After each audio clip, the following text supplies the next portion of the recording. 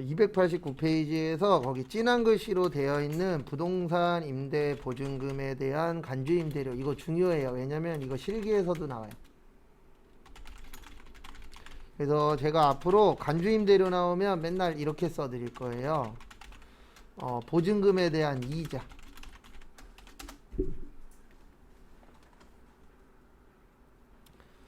그래서 그 간주 임대료 제도라는 게 뭐냐면, 원래 임대료가 월세 이야기하는 거잖아요. 근데 월세 말고 우리 월세 받을 때 보증금도 받죠, 대부분. 그래서 그 보증금에 대해서도 이자 계산을 합니다.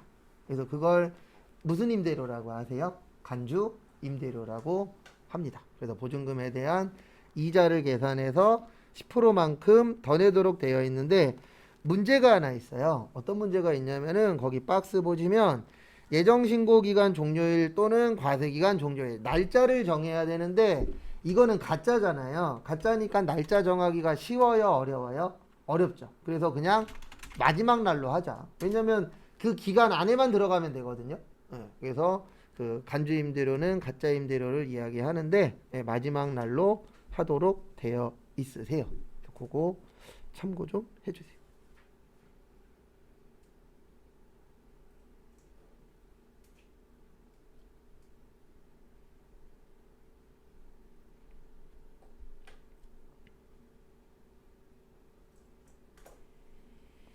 그 다음에 요건 나중에 계산하는 거 연습을 해볼 거예요. 근데 컴퓨터가 계산해 주기 때문에 그렇게 어렵진 않습니다. 그 다음에 290페이지. 그래서 거기 폐업시라고 있는데요. 폐업시는 폐업일을 기준으로 하는데, 중요한 건 이거예요. 폐업일이 속하는 달에 언제까지 하는 거라고요? 다음 달 25일까지 신고 및 납부하시는 겁니다. 그래서 요거 이론에서 잊을만 하면 한 번씩 내시더라고요.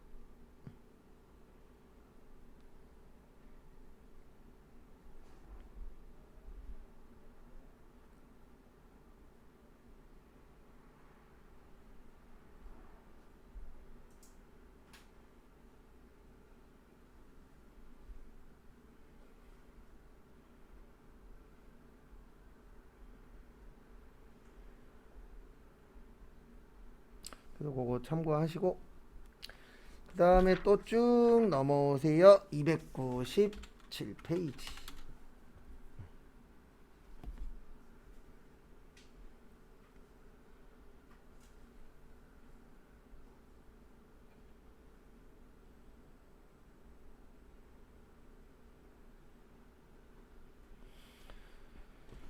그래서 보시면 거기 보시면은요, 첫 번째로 이제 영세율이라고 있는데, 이중과세 방지 목적도 있어요. 그래서 영세율하고 면세가 있는데요. 영세율의 영세율은 완전 면세 제도라고 해요. 왜 완전 면세 제도라고 하냐면은요, 환급이 가능합니다. 그것도 무슨 환급 해줘요? 조기 환급. 그래서 조기 환급 그러면 며칠 안에 돌려줘야 된다? 15일 이내에 돌려드려야 됩니다.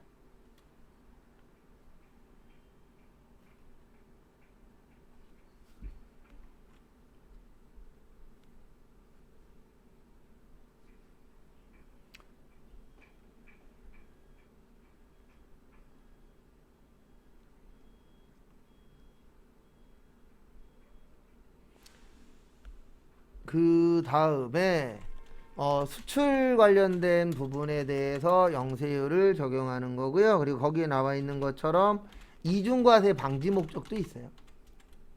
이중과세라는 게 세금 2번 내는 겁니다. 그래서 이중과세 방지 목적도 있고, 그걸 소비지국 무슨 원칙이라고 하세요? 과세 원칙이라고 합니다.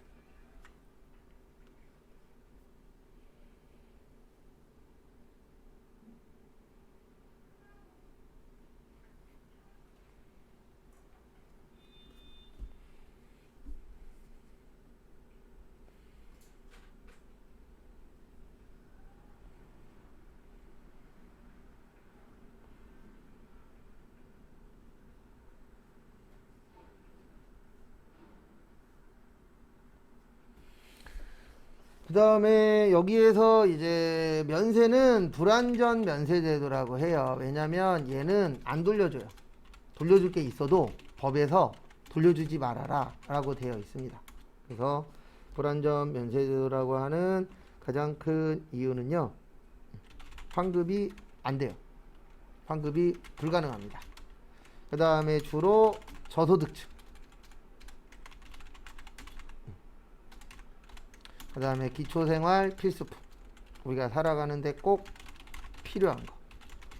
그 다음에 아까 나왔던 역진성 뭐요? 완화. 그 다음에 우리 면세되려면 꼭 누가 있어야 된다고요? 계산서.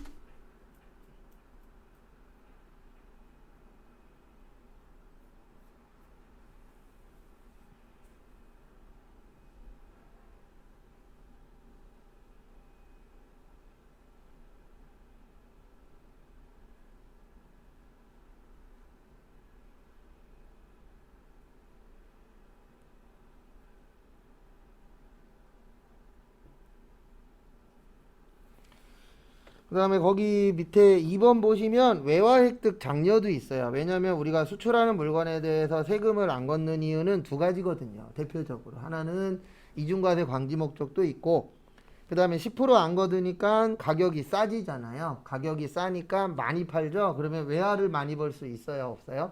있어요. 그래서 이런 혜택을 주는 이유 중에 하나는 대한민국은 수출로 먹고 사는 나라 중에 하나잖아요. 그래서 이런 제도를 만들어 놓은 겁니다.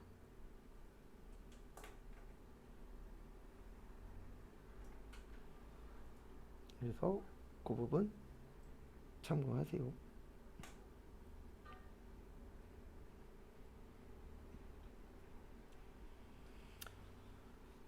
그 다음에 거기 297페이지 밑에 보시면 영세율 적용 대상자 보시면 과세사업자하고 간이과세자도 영세율이 돼요. 근데 면세사업자는 안 돼요. 이거 뒤에 나오는데 면세사업자가 영세율 적용을 받으려면은요, 면세 포기를 하셔야 돼요. 왜냐면 영세율과 면세는 겹치는 게 있거든요. 그래서 포기하면은 영세율이 될 수 있는데 포기 안 하면은 영세율 적용을 못 받아요. 왜냐면 둘 다 세금을 면제받는 거는 비슷하잖아요. 그래서 영세율이 되고 싶어? 그러면은 포기하셔야 돼요.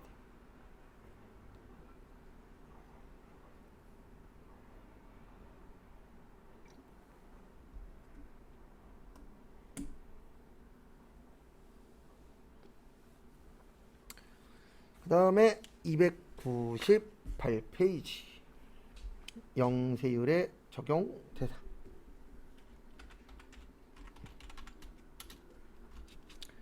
거기 적용 대상 보시면 일단 수출을 하거나 그 다음에 2번 잘 나오죠. 내국 신용장이나 뭐요? 구매 확인서. 그래서 앞에 잠깐 보시면 매출에 영세가 있고 매출에 수출이 있어요. 요 두 가지의 차이점은 얘는 직수출이고 밑에는 거기 교재에 있는 것처럼 무슨 수출이에요? 간접 수출이에요. 직접 수출이 아닙니다.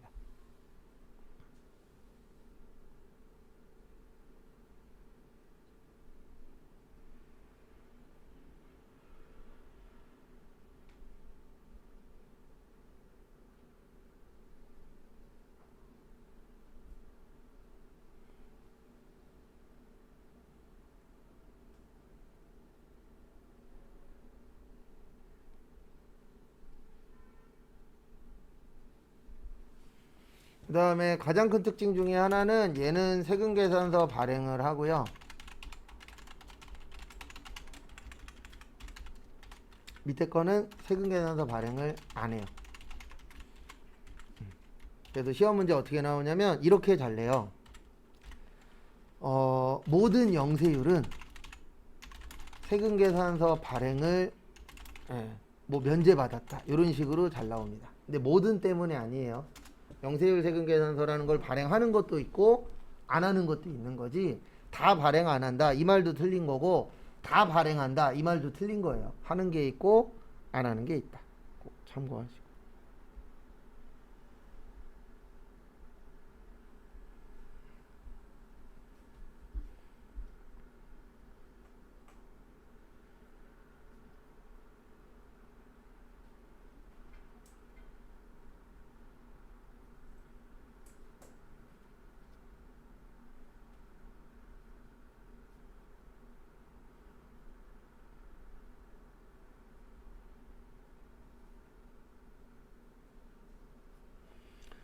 참고하시고, 그 다음에 뭐 299페이지 보시면 뭐 국외 선박항공기 기타 외와 결론은 다 해외로 나가야 되는 겁니다. 영세는. 그래서 그 정도만 보시면 되시고요. 그 다음에 300페이지 면세 잘 봐주세요. 면세. 그래서 면세는 일단 그 밑에 보시면 진한 글씨 보시면 불완전 면세제도라고 해요. 근데 왜 불완전 면세제도라고 하냐면 못 돌려받아요. 그래서 돌려받지 못한다. 그래서 뭐라 그래요? 불완전 면세제도라고 표현합니다. 그거 좀 잘 봐두시고요. 그 다음에 거기 밑에 있는 면세 대상 요런 거 잘 내요. 그래서 뭐 한 6개쯤 주고 면세 몇 개냐, 뭐 다음 중 면세로 틀린 것을 고르시오, 뭐 요런 거 시험 문제 때 잘 냅니다.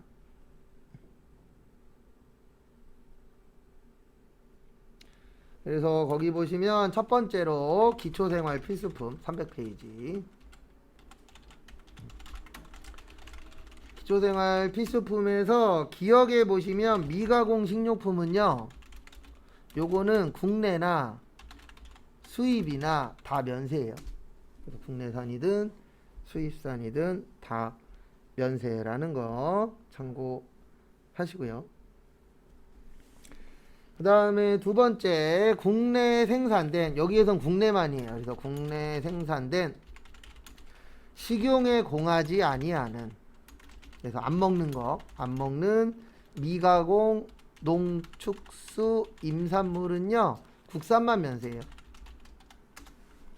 그러니까 먹는 거는 가공이 안 됐으면 국산이든 수입이든 다 면세고요.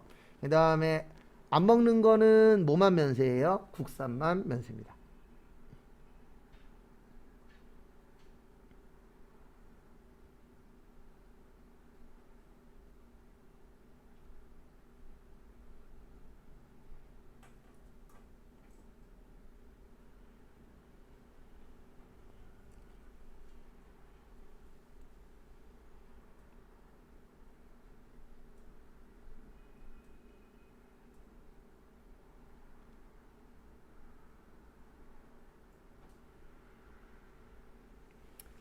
그 다음에 거기 밑에 보시면 수돗물은 면세예요.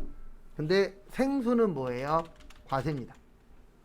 수돗물은 면세고 생수는 과세예요. 왜 그러냐면 생수는 그 통에 담잖아요. 그러면 가공이 들어가게 되면 대부분 과세가 돼요. 근데 대부분이지 다는 아니에요. 왜냐면 저번에 잠깐 설명드렸었는데 포장용 두부는 면세예요. 그러면 얘도 가공했잖아요. 가공은 했지만 얘는 면세입니다. 그리고 거기에는 없지만 포장용 김치는 또 과세예요. 그래서 이게 아직 100%다 맞진 않아요. 근데 대부분 가공 들어가면 뭐가 많아요? 과세가 많습니다. 근데 대표적으로 두부가 아니에요. 그래서 그 면세 관련돼서 기사를 쓸 때 꼭 끌고 오는 것 중에 하나가 두부예요. 왜냐면 두부만 가공이 됐는데도 면세거든요.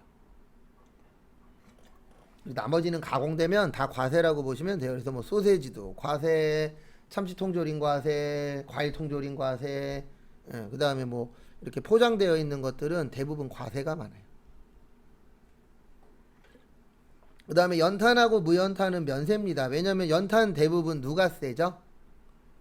저소득층에서 쓰잖아요.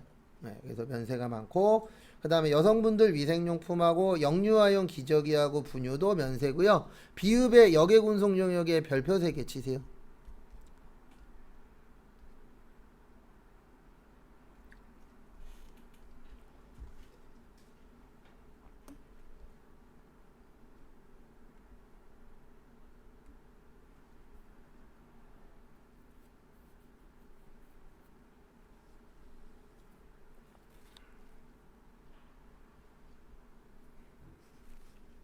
그래서 보시면 역외군송 용역 나오면 앞으로 제가 대표적으로 요 두 가지를 써드릴 거예요. 하나는 뭐냐면은요, 이거 전세버스만 세금계산서 발행이 가능해요. 역외군송 용역에서는 전세버스 빼놓고 나머지는 세금계산서 받으시면 안 돼요. 받으시면 안 돼가 아니고 세금계산서 발행을 못 해줘요. 왜냐하면 법에서 전세버스 빼놓고는 세금계산서 발행하면 인정을 안 해주겠다 이렇게 되어 있어요. 면제로 되어 있거든요. 아예 다.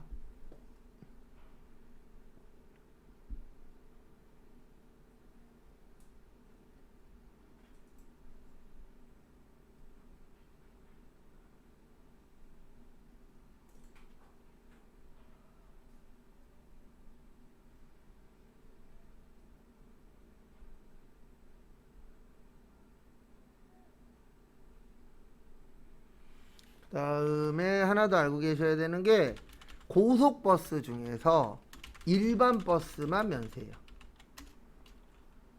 그래서 뭐 면세되는 게 뭐 시내버스도 있고 전철도 있고 마을버스도 있고 뭐 이런 것들이 일반적으로 면세인데 저기 고속버스에서는 일반 버스만 면세고 나머지 우등이나 뭐 프리미엄 버스 이런 것들은 과세예요.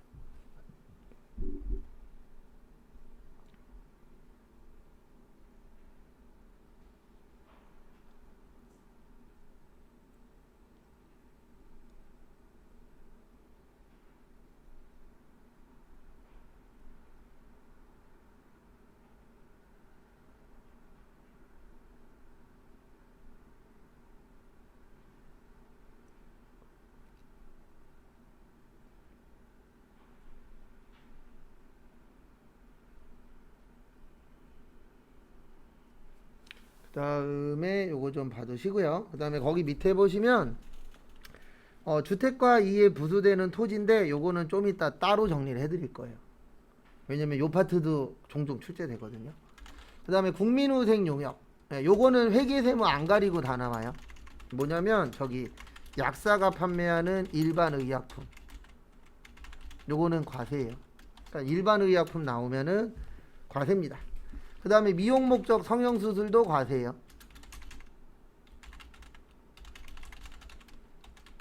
요것도 과세. 그 다음에 수의사회 애완동물도 과세입니다.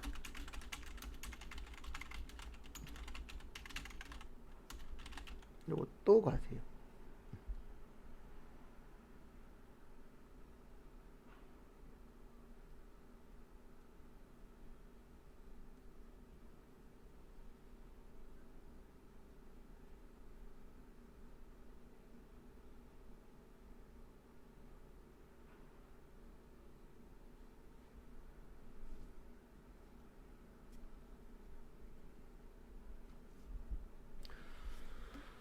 그 다음에 거기 밑에 보시면 운전면허학원도 과세예요. 그리고 이건 시험에 나온 적은 없는데 산후조리원이나 기초생활수급자가 기르는 동물은 면세입니다. 그래도 동물도 누가 키우느냐에 따라서 과세가 될 수도 있고 면세가 될 수도 있는데 시험엔 한 번도 나온 적 없어요.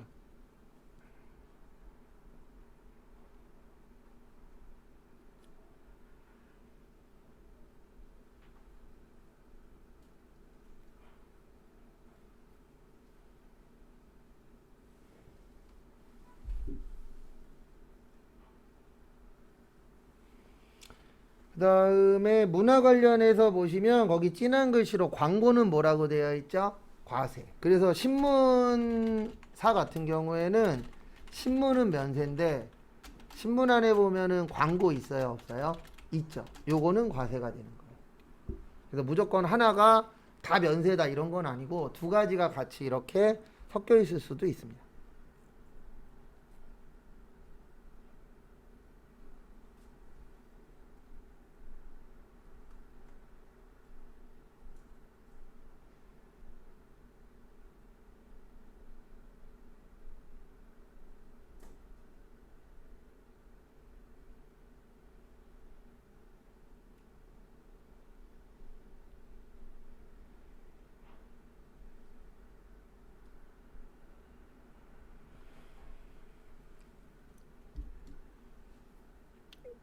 그 다음에 나머지는 됐고 301페이지 보시면 토지의 공급은 면세고 토지의 임대는 과세인데 요거는 좀 이따 따로 정리할 거고요.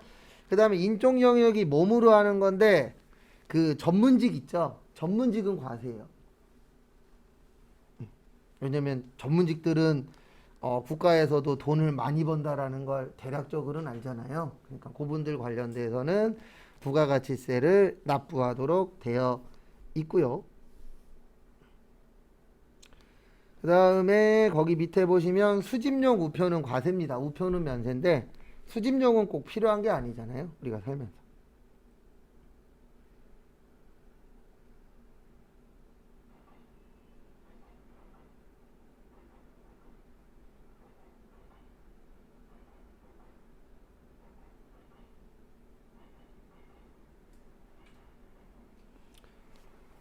그 다음에 거기 밑에 보시면 301페이지 밑에 보시면 부동산의 공급과 임대라고 있는데요. 요거는 제가 나올 때마다 이렇게 정리를 해드릴 거예요. 토지나 건물, 그 다음에 국민주택 규모 초과, 국민주택 규모 이하, 매매, 임대. 그래서 토지의 매매는 면세예요.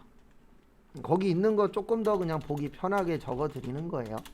그 다음에 토지의 임대는 과세예요. 다음에 건물의 매매는 과세예요. 왜냐하면 여기에서 말하는 건물은 상가거든요. 그럼 상가는 비싸요, 싸요? 비싸죠.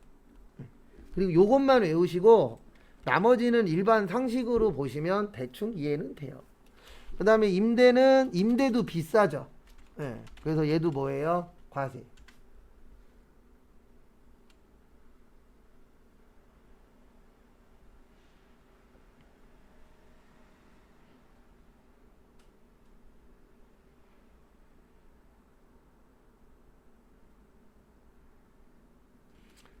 그 다음에 국민주택 규모 초과는 큰 평수라고 생각하시면 돼요. 그래, 큰 평수 산다는 얘기는 돈이 있다, 없다? 있다. 그러니까 뭐예요? 과세. 그 다음에 큰 평수 빌리는 이유는 돈이 부족하다는 얘기잖아요. 그래서 면세.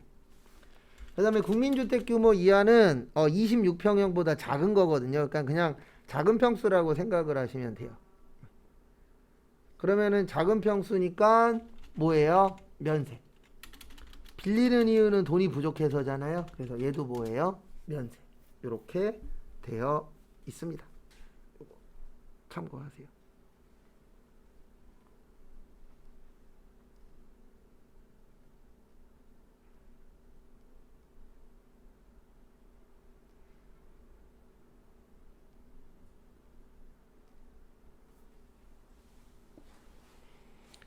그래서 요거 좀 봐주시고요. 그 다음에 거기 보시면 밑에 보시면 면세포기라고 있습니다. 그래서 면세포기를 해야 되는 이유는 크게 대표적으로 두 가지. 하나는 영세율 적용받을 때. 그 다음에 또 하나는 학술연구단체나 기술연구단체가 실비 또는 무상으로 공급할 때. 근데 저희는 주로 나오게 되면 요게 나와요. 영세율 적용.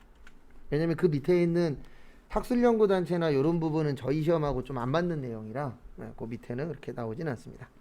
그 다음에 면세포기 절차는 저기에다가 동그라미 치세요. 밑줄은 쳐져 있는데 어디에다가 동그라미 치시냐면 시기에 제한이 없다. 이게 무슨 뜻이냐면 하고 싶을 때 한다는 얘기예요. 면세포기는. 왜 그러냐면 면세포기 하려면 그거에 맞는 내용이 생겨야 되는데 우리 수출이라는 게 오늘 발생해서 내일 해버려야 될 수도 있잖아요. 뭐 그런 상황이 올 수도 있기 때문에 이걸 미리 준비하기는 쉽지 않거든요. 그래서 그게 발생했을 때 바로바로 신청하시면 되는데 시험 문제는 이런 게 나오는 게 아니고 요게 나옵니다. 포기하면 몇 년 동안은 원상복귀가 안 된다고요? 3년. 그래서 포기 나오면 무조건 3년이에요. 왜냐면 저희가 포기가 두 가지가 있거든요. 면세 포기랑 간이과세자 포기가 있어요. 그래서 둘 다 포기하면은 몇 년 안에는 원상복귀가 안 된다? 3년.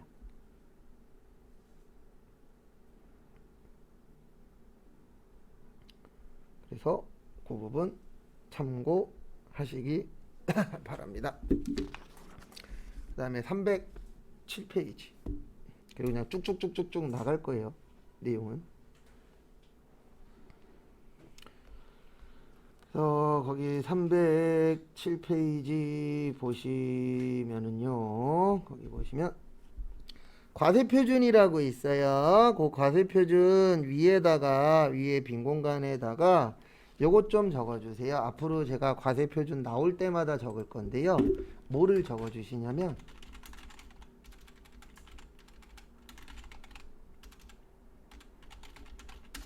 과세표준의 뜻은 매출 공급가액이에요. 뭐라고요? 매출 공급가액. 그 다음에 공급가액의 뜻이 뭐죠? 공급가액의 뜻 부가세 별도예요. 공급대가는요 부가세 포함이에요. 그 다음에 우리 납부세액 어떻게 구하죠? 매출세액 마이너스 매입세액이에요. 그 다음에 우리 매출세액 개정 과목 뭐라 그래요? 부가세 예수금이라고 해요. 그 다음에 매입세액 개정 과목 뭐라 그래요? 부가세 배급금이라고 해요. 이거 참고하시고.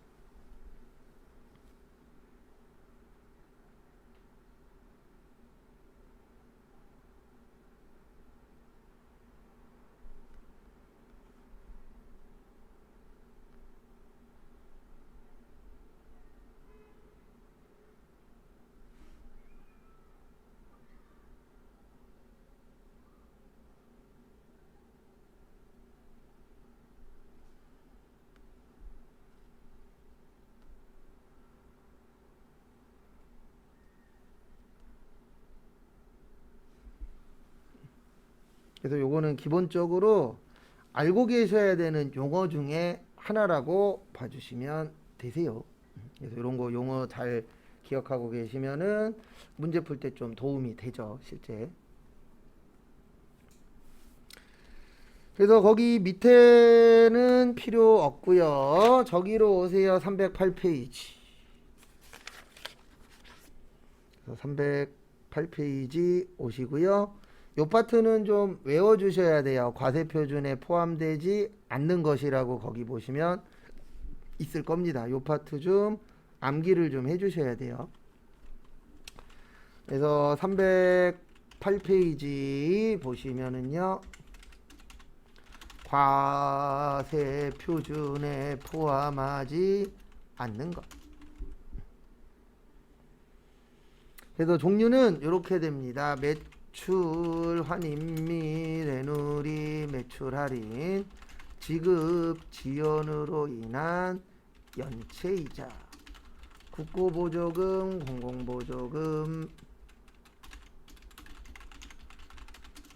도달되기 전에 파손, 훼손 또는 멸실된 경우 용기외수 보증금, 종업원 봉사료.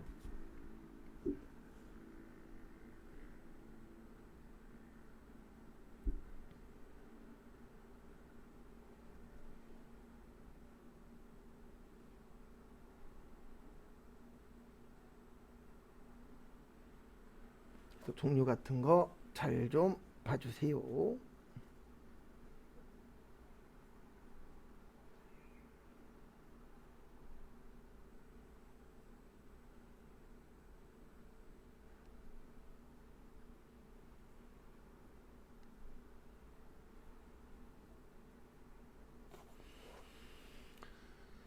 그 다음에 그래서 거기 잘 봐두시고, 그 다음에 교재는 308페이지 밑에 보시면 아까 잠깐 설명드렸던 건데요. 거기 308페이지 밑에 보시면 환가라고 있을 거예요.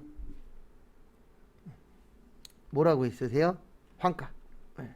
그래서 요 부분은 요거 때문에 좀 기억을 하셔야 됩니다. 아까 수출은 무슨 일 기준이라 그랬죠? 선적. 그래서 선적일 기준으로 보도록 되어 있는데, 선적일보다 환가일이 빠를 때는 무슨 일 기준으로 바뀐다고요? 환가일 기준. 그러니까 먼저 돈 바꿨냐, 물건을 먼저 줬냐, 거기에 따라서 봐야 되는 그 금액이 달라진다는 뜻이에요. 그래서 그거는 나중에 분계 연습할 때 또 따로 볼 겁니다. 근데 요즘에 그렇게 잘 나오는 파트는 아니에요. 과거보다는 요즘엔 좀 안 나오긴 하는데, 그래도 그놈의 혹시 때문에 준비는 할 겁니다. 왜냐면 환가일이 안 나오는 거지 선적일은 잘 나오거든요, 시험에. 왜냐면 우리 외화 문제 잘 나오잖아요. 그래서 그거 좀 봐두시고요.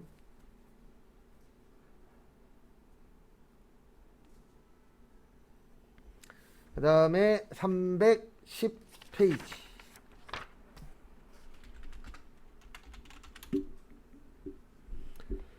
그래서 310페이지는 저기 요게 한번 나온 적 있어요. 거기 위에 보시면 수입재화의 경우 우리가 외국에서 수입하잖아요. 그러면 이렇게 하도록 되어 있어요. 관세, 과세 가격에 관세, 개별 소비세,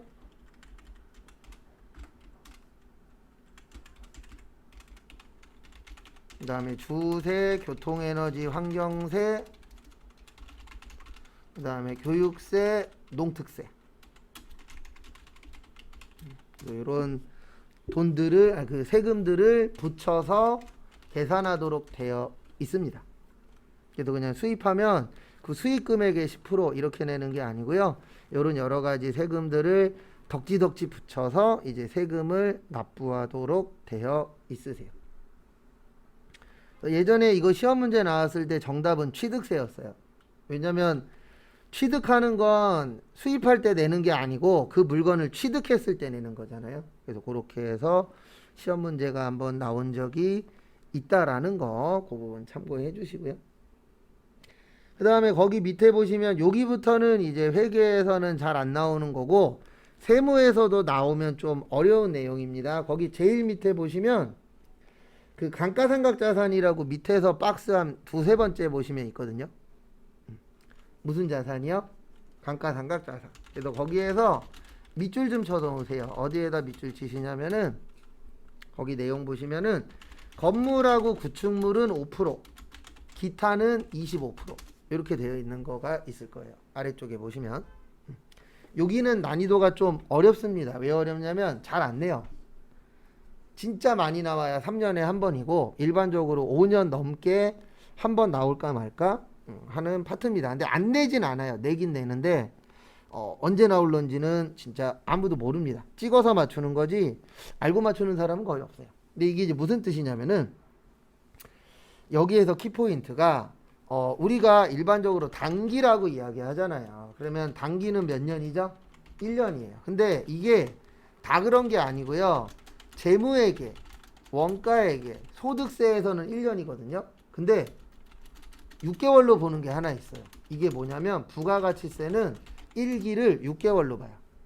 왜 그러냐면은 우리가 부가가치세 나눌 때 1기하고 1기 예정, 그 다음에 1기 확정, 그 다음에 2기로 나누잖아요.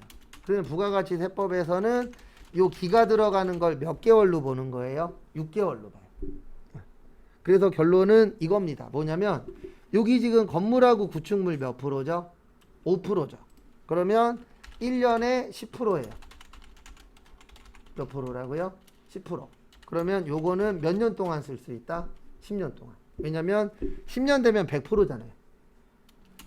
그 다음에 기타는 25%니까 1년에 50%예요. 그러면 몇 년 동안 쓸 수 있다라고 보는 거예요? 2년. 이거 왜 이렇게 만들어 놨냐면 이 세법에서는 정액법, 정률법 이런 걸로 계산을 안 해요. 계산을 안 하고 그냥 건물이나 구축물은 1년에 몇 프로씩 하자? 10%. 6개월에 5%씩 해서 1년에 10%씩 하자. 이렇게 약속이 되어 있는 겁니다. 그 다음에 기타 자산들은 1년에 몇 프로로 하자? 50%로 하자. 그리고 몇 년 동안은 쓸 수 있다? 2년. 왜냐하면 100%가 되면은 값어치가 다 떨어진 거잖아요. 이렇게 보도록 세팅이 되어 있으세요. 그래서 어떻게 보면은 정액법, 정률법 이런 식으로 계산을 안 하겠다는 뜻이에요. 왜냐하면 무조건 계산할 필요는 없잖아요, 우리가.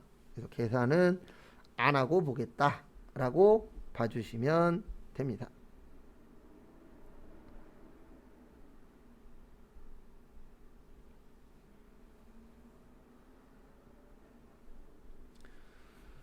그거 참고하시고요. 그 다음에 나머지는 저희하고 연관성은 조금 적으니까 넘어가고요. 312페이지.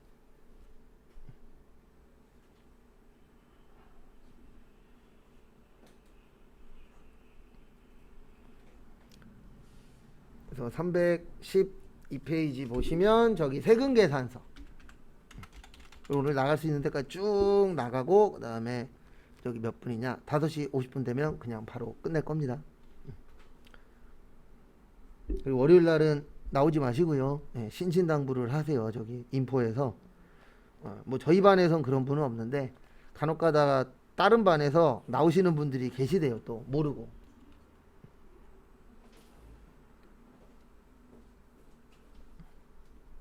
비 오나요? 오늘 저녁인가 내일은 온다 그래서.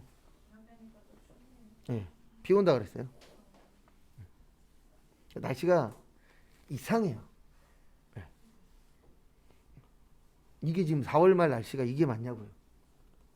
3월 말 4월 초면 이해를 하겠는데 4월 말에 이런 적이 없는데 어쨌든 날씨도 그렇고 뭔가가 이상해요 지금. 그래서 거기 312페이지 보시면 세금 계산서라고 있는데요. 거기 밑에 보시면 수입세금 계산서라고 있어요. 수입세금 계산서는 누가 발행하는 거라고요? 수입 나오면 거래처는 뭐요? 세관. 그 다음에 뭐만 회계 처리한다? 부가세만 회계 처리. 그거 봐두시고요. 그 다음에 거기 수입세금 계산서 위에 보시면 세금 계산서하고 전자세금 계산서라고 있을 거예요. 그래서 위에 있는 세금 계산서는 종이세금 계산서라고 생각을 하시면 돼요. 그래서 과거에는 종이로 발행했잖아요. 그래서 종이세금 계산서라고 생각을 해주시면 될 것 같습니다. 그 다음에 밑에 영수증이라고 있는데 간이과세자 등이 발급할 수 있는데요. 참고로 영수증은 다 발행할 수 있어요. 일반적으로. 근데 이제 세금계산서는 과세사업자나 간이과세자 중에서 4,800만 원 넘는 분들만 그런 식으로 이제 정리가 되어 있고요. 거기 밑에 밑줄은 안 쳐져 있는데요. 312페이지 밑에 보시면 두 매에다 밑줄 치시고요. 이 세금계산서는 항상 두 매 발행하도록 되어 있어요. 그래서 어떻게 하도록 되어 있냐면 공급하는 자랑 공급받는 자 이렇게 이제 두 분이서 두 매를 발행을 합니다. 그래서 몇 매씩 갖고 있어요?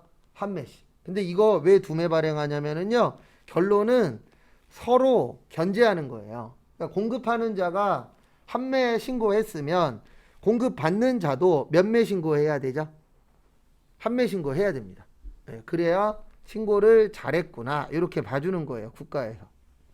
근데 이러면 안 되겠죠. 누구는 신고하고 누구는 신고 안 했어. 그러면 국가에서 어떻게 보는 거예요? 요거는 신고를 잘한 사람이다, 잘못한 사람이다, 잘못한 사람이다.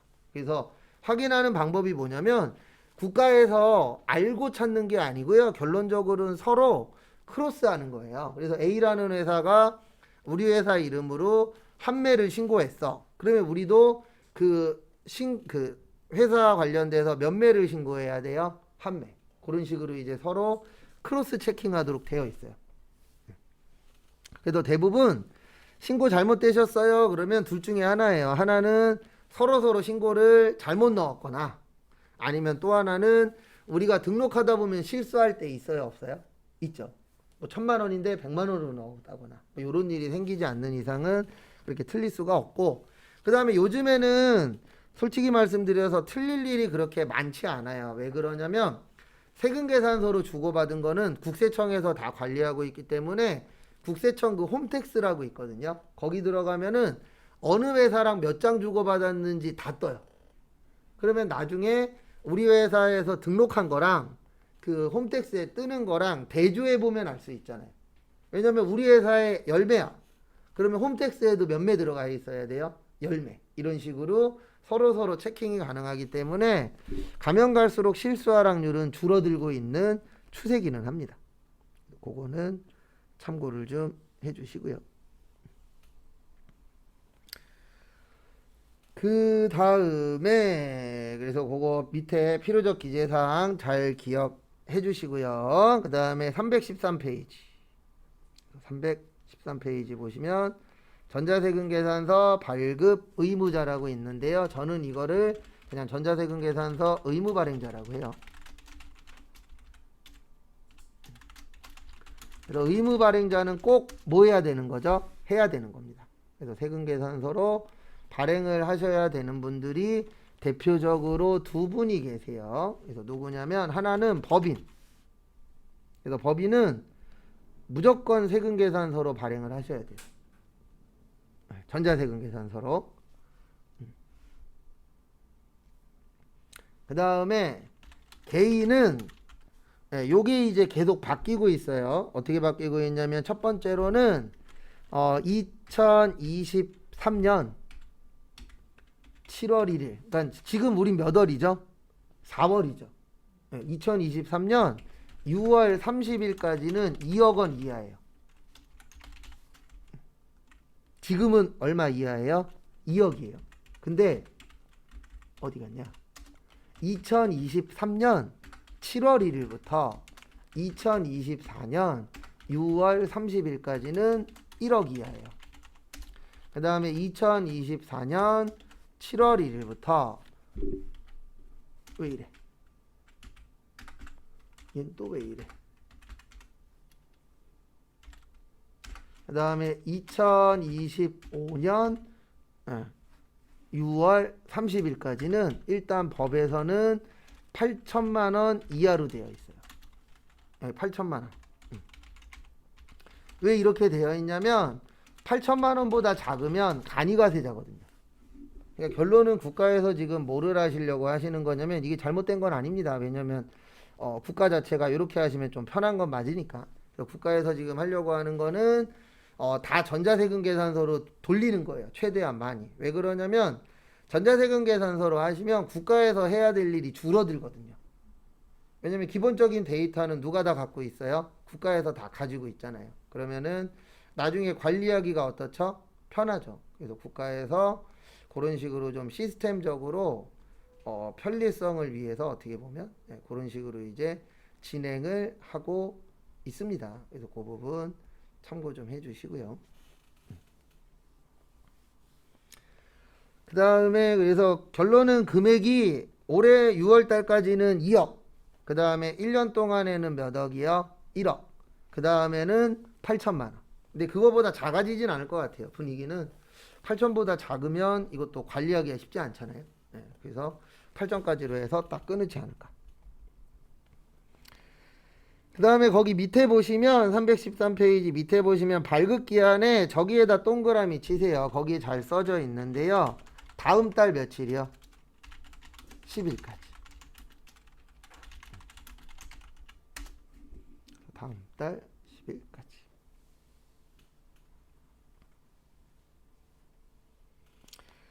그 다음에 전송은 요것도 시험 문제 물어봐요. 전송은 발급일 언제요? 다음 날까지. 그래서 대부분 시스템은 어떻게 되어 있냐면요. 발행하면 전송까지 다 되게끔 되어 있어요. 왜냐면 무려 하루잖아요. 솔직히 말씀드려서 하루는 큰 의미가 없어요. 맞죠? 우리 휴가 줘도 하루 휴가면은 뭐 한 것도 없는데 하루 금방 가잖아요. 그래서 법에서 그 전자세금 계산서는 국세청한테 전송을 하라고 되어 있는데요. 언제까지 전송하면 되냐면 오늘 발행했으면 내일까지, 내일 발행했으면 모레까지. 그래서 그 다음 날까지 발행을 해라라고 되어 있습니다. 그래서 그거 참고하시고 그 다음에 저기에다 밑줄 동그라미 치세요. 거기 313페이지 아래쪽에 보시면 5년간 보관 면제라고 있어요.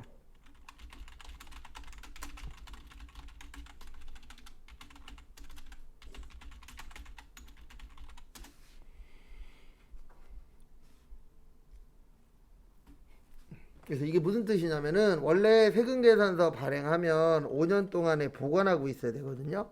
근데 국세청에 전송을 하게 되면은 보관 의무를 면제를 시켜줘요. 근데 왜 면제를 시켜주냐면 아시겠지만 원래는 이거 갖고 있어야 되잖아요. 근데 전송을 하면은 누가 보관하고 있죠? 나라가 국세청이 보관하고 있죠. 그러니까 우리가 잘 보관할 터이니 너네들은 보관을 안 해도 인정을 해주겠다라고 법에선 되어 있지만 대부분의 회사에서는 보관한다 안 한다? 보관합니다.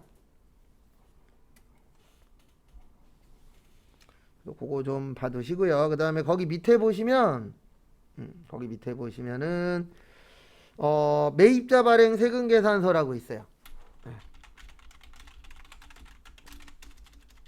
요 매입자 발행 세금 계산서는 완전히 선을 넘었을 때예요. 그러니까 뭐냐면은 우리 회사랑 거래처랑 거래를 했는데 싸웠어.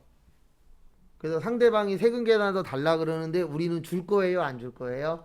안 줄 거야. 왜냐면 원래 매출자가 발행하는 거잖아요. 근데 매출자가 세금 계산서를 뭐 하겠다? 못 주겠다. 실제 이럴 수도 있어요, 없어요? 있죠. 네. 그럴 경우에는 국세청에다가 신고해라. 그럼 국세청에서 확인을 해주는데요. 얼마 이상이요? 5만 원 이상. 그 다음에 과세기간 종료일로부터 며칠이네요? 6개월 이내.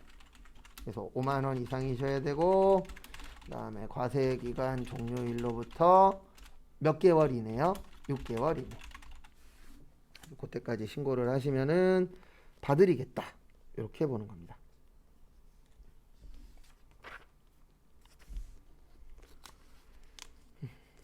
그 다음에 요거는 됐고, 요것도 됐고, 요거 봐야 되는구나. 하나만 더 보고 쉴게요. 315페이지. 요건 시험 문제 나오면 어렵습니다. 왜냐면 이거 종류가 너무 많아서 교재에도 다 있지도 않아요. 그래서 우리가 이런 건 알잖아요. 뭐는 아냐면은요, 세금계산서 발행을 내가 잘못했어. 그러면 잘못한 걸로 끝이 아니잖아요. 뭐 해야 되죠? 고쳐야 되죠. 네, 그래서 세금계산서를 수정을 해야 됩니다. 그래서 거기 보시면 수정을 하는데요. 수정을 하는데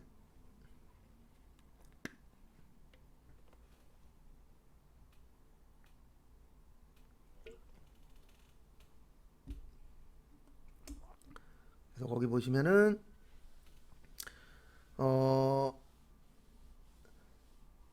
당초 공급한 재화가 환입된 경우, 환입이라는 게 뭐냐면 반품입니다. 그래서 반품되면은요, 반품된 난로에서 발행을 하시면 되고요. 비고란에다가 옛날 걸 쓰도록 되어 있어요.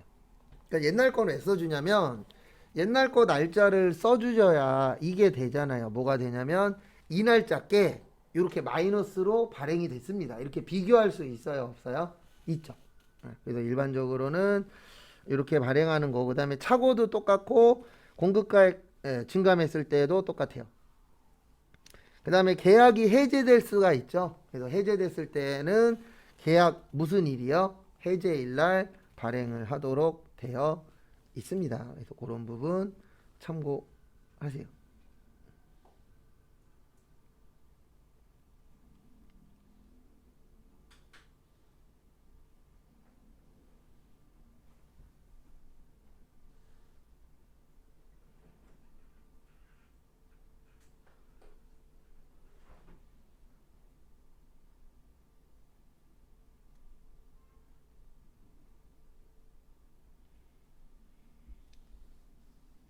그 다음에 또 다음 거 보시면은요. 316페이지는 잠깐 쉬었다가 5시 5분에 거기에 있는 거 보고 그 다음에 시간 되면 오늘 마무리할게요.